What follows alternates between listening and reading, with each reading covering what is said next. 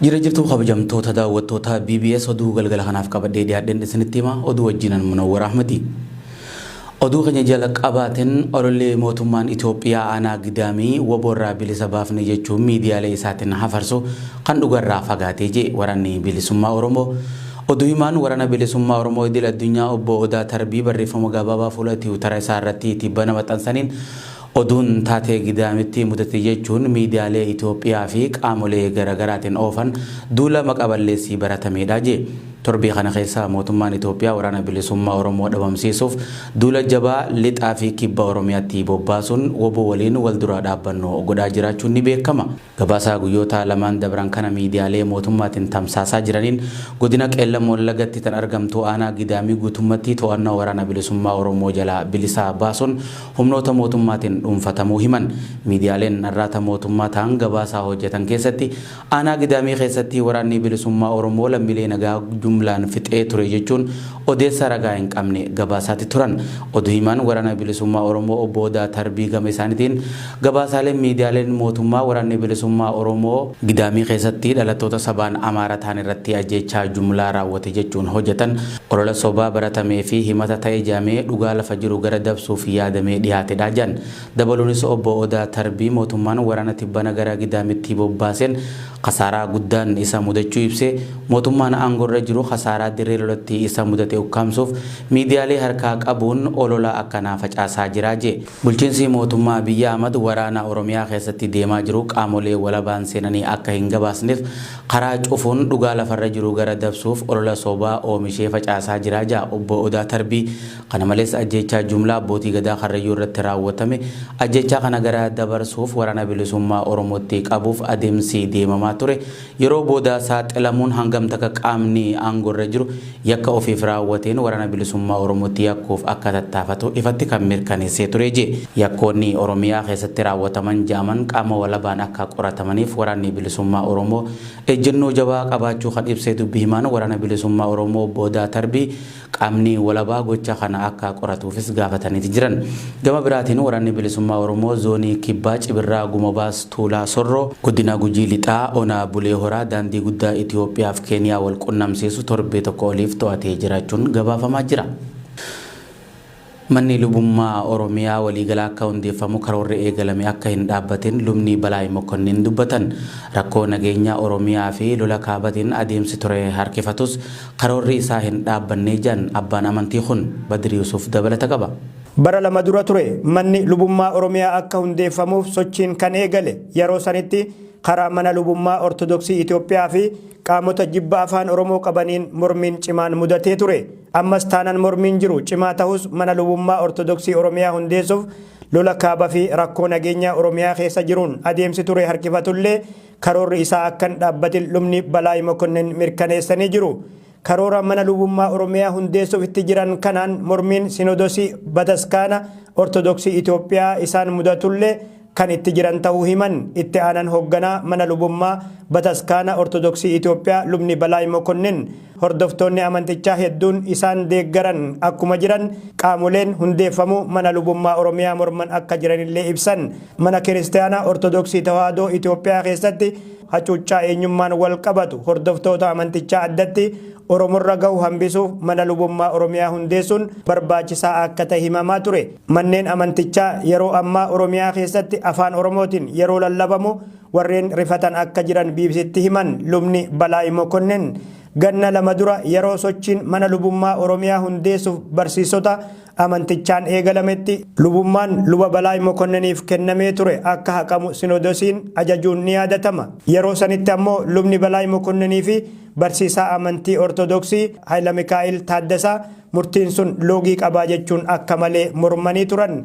Erga araarri bu'ee ammoo lubni Balaay Mokonnin hoogganaa itti aanaa mana lubummaa Itoophiyaa ta'uun hojjetaa turanii jiru. Erga Sinodosii waliin araaramanii ammoo akkaataa manni lubummaa Oromiyaa itti hundeeffamu irratti koreen dhaabbatee hojjetamaa ture. Koreen luba Balaayiin hoogganamuu fi miseensota 13 qabu kunis godinaalee Wallaggaa, Harargee, Iluu Abbaa Booraa, Shawaa, Arsii fi Baalee keessatti qorannoo mana lubummaa Oromiyaa hundeessuuf geggeessaa turan. Garuu qorannoon geggeeffamu kun akka hin xumuramin lubni Balaay himanii jiru. garuu torbaan itti aanan keessa sagantaan marii akka geggeeffamu ibsanii jiru. Ogeeyyonni qorannoo geggeessanis leenjifamuu fi sanadni barbaachisus qophaa'uu himanii jiru. Lubni Balaay Mokonnin garaagarummaa sanyummaa fi akkasuma ukkaamsa afaaniif duudhaa uummata Oromoo fi kan saboota hacuucu mana kiristaanaa Ortodoksii Tawaahidoo Itoophiyaa afaan tokko qofa dubbatu keessatti dagaage cabsuuf manni lubummaa Ortodoksii Oromiyaa akka hundeeffamu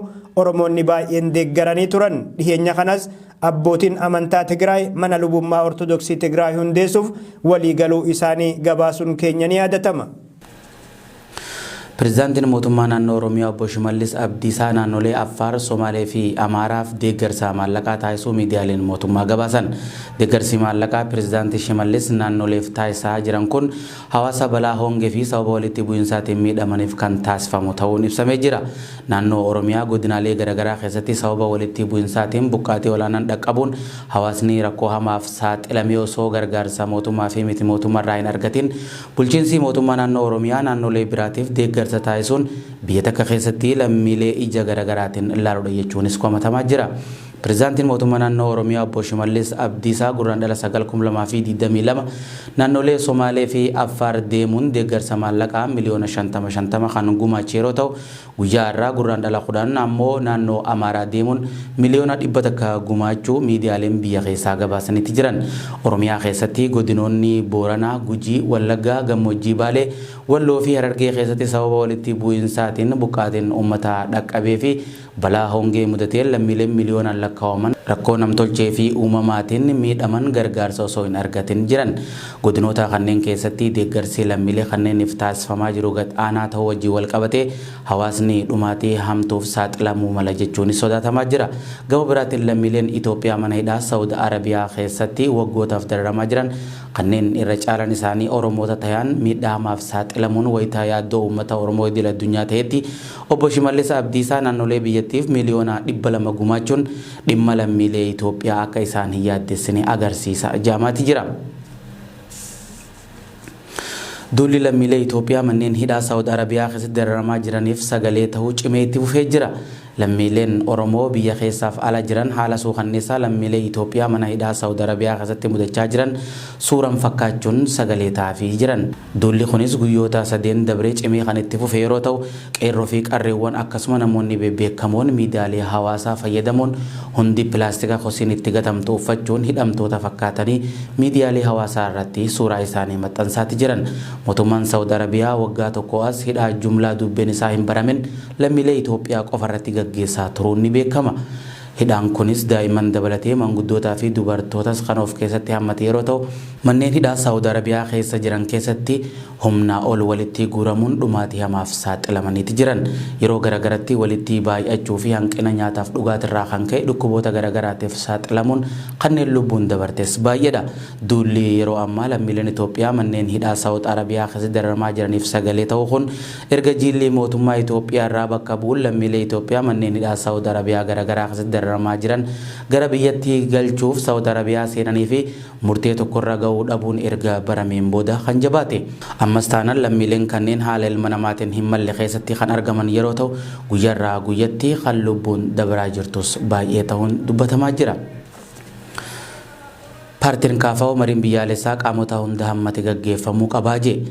Gaafatamaan waajjira paartichaa obbo Xiruunaa Gamtaa mariin biyyaalessaa haala nageenyaa keessatti akka adeemsamuuf qaamolee lolarra jiran dhukaasa akka dhaaban gaafatan. Badrii Yusuftu dubbise. Mariin biyyaalessaa nagayaaf tasgabbii Itoophiyaaf bu'aa qabu akka geggeeffamu jalqabumarraa kaasee KFO'n hin hirmaachifamnee jiran gaafatamaan waajjira KFO obbo Xiruunaa Gamtaa mariin hunda hammate akka geggeeffamuu fi koreen waan kana qindeessitus bilisa ta'uu akka qabdu xalayaa waajjira ministeera muummee fi mana maree bakka bu'oota uummataaf barreessineen gaafannee bakka lachurraa deebisaan argannee jiran qondaalli KFO obbo Xiruunaa Gamtaa ammas taanaan gaafin keenya akkuma jirutti ta'ee qaamolee dhimmi ilaallatu hammate akka geggeeffamu fedhii KFO'tii jiran yoo san ta'e keessatti hirmaannaa jiran dabaluunis gaafin keenya moggatti dhiibame haala kanaan itti deemuun sirrii miti jennee komannee walgahii namoota komishinii marii biyyaalessaa qindeessan jaman 42 filate sanirraa hafnee jiran KFO waliin marii gaggeessuun rakkoo hin qabu kan jiran gaafatamaan waajjira dhaabichaa obbo Xurunee Gamtaa garuu qaamoleen nageenya booressan jiru sadii saataan afur mootummaa dabalatee nageenya buusuu akka danda'aniif waraanni dhaabbachuu akka qabu fedhiif gaaffii keenyaa jedhan. Kafaa wajjin marii gaggeessuun rakkoo hin qabu.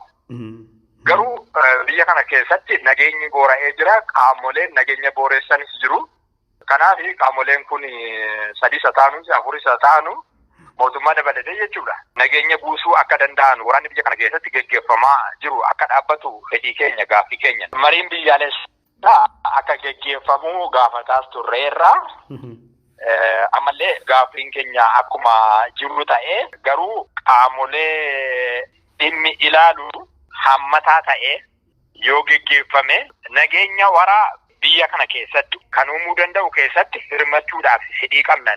Waa'ee miseensota kaafaa hidhamanii kan hin gaafadhe obbo Xuruneen kanneen hiikamanis jiru kanneen hin hiikamanis akka jiran natti himan. Kaleessuma miseensonni isaanii obbo Tokkummaa Margaa godina Jimmarraa, obbo Siisaay Tasfaayee godina Qeellam Wallaggarraa namoonni biraatis isaan waliin hiikamuu BBS itti himanii jiru. Garuu ammas taanaan Harargee Bahaa, Shawaa Kaabaa, Shawaa Lixaa, Arsii Lixaa akkasuma bakkoota adda addaatti miseensonni keenya hidhaa jiran hin hiikamnee jiran.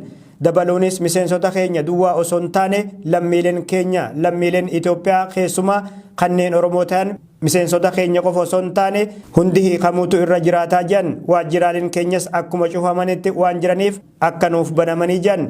Dhiheenyuma kana dodolatti waajjira banachuuf yaaliin KFO'n godhe dabballoota mootummaatiin dhoorgamuu dubbatan. KFO'n waajjira banachuuf doorsisarra jira jechuunis dubbatanii jiru.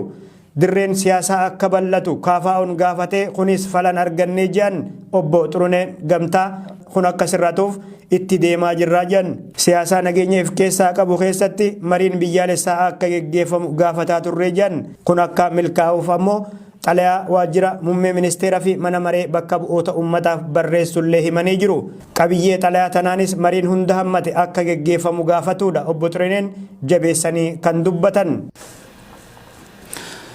Paartiin Bilisiginnaa biyya bulchaa jiru miidhaa qaamaa fi xiinsammuu hidhamtoota siyaasaa fi maatii irratti gaggeessaa jiru hatattamaan dhaabuu qaba jechuun Addi Bilisummaa Oromoo ibsa baase.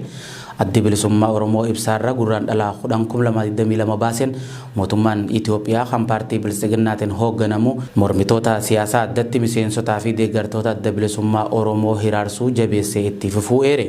Caasaan nageenya paartii Bilisiginnaa hooggantoota olaanoo fi miseensota ABO seeraan ala hidhuu fi manneen hidhaa keessatti adeemsa seeraa tokko malee dararaa jiraachuu ibsee jira.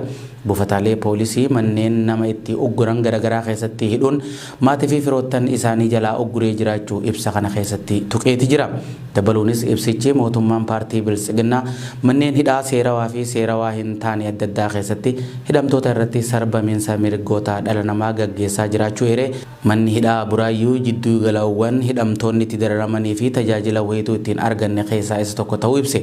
Haala qabiinsa badaa kana mormuunis hooggantoonni olaanoon Adda Bilisummaa Oromoo yeroo dheeraaf nyaata lagatanii jiru kan jee ibsi Adda Bilisummaa Oromoo kaleessa mana hidhaa Galaan irraa Buraayyuutti kan dabarfaman hooggantoonni dhaabichaa obbo Mikaa'el Booran, Kennesaa Ayyaanaa, Daawit Abdataa, Lammii Beenyaa, Gadaa Gabbisaa fi Baattee Urgeessaa kan keessatti argaman ta'uu ibse.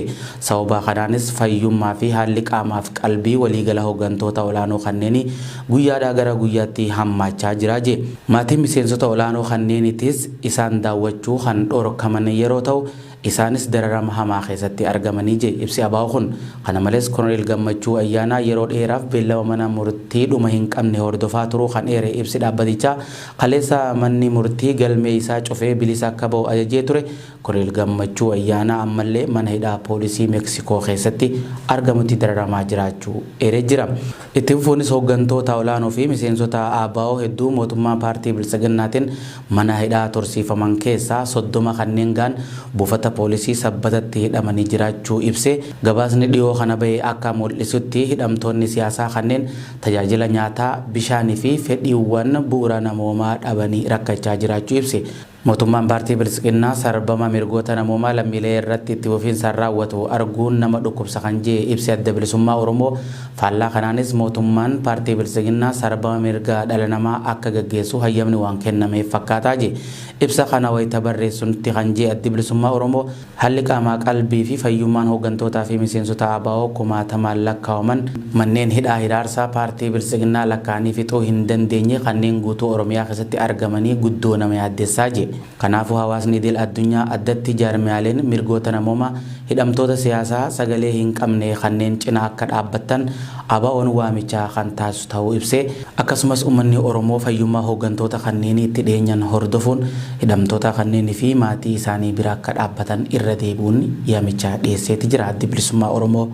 Tolga kabajamtoota daawwattoota BBS oduun galgala kanaaf qabannee dhiyaannee isaan gammaa daawwattanii anka isa wajjin ture Munawwar Ahmadii ogeessi kaameraaf teeknikaa Abdii Jamaalis nafaana ture qophiilee biraatiin walgarraa nagaan jiraadha.